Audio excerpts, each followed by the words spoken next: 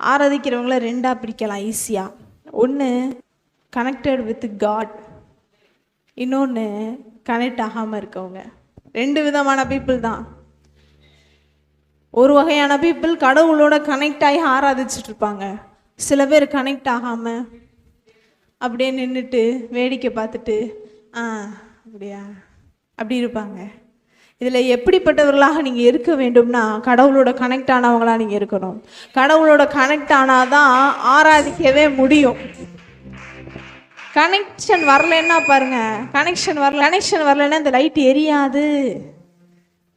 Connection வரலைன்னா எதுவுமே நடக்காது. கனெக்ட் ஆகணும், கடவுளோட கனெக்ட் ஆகணும். கனெக்ஷன் இல்லைன்னா கை தட்ட முடியாது, கனெக்ஷன் இல்லைன்னா பாட முடியாது, கனெக்ஷன் இல்லைன்னா ஆராதிக்க முடியாது, சிரிக்க கூட முடியாது. தயவு செய்து கனெக்ட் செய்து கொள்ளுங்கள். அவர் இலவசமாக கிடச்சிருக்கிறாரு நமக்காக. அவரோட நீங்கள் இணைந்து கொள்ளுங்கள். அவரோட இணைஞ்சிங்கன்னா எல்லாமே வேற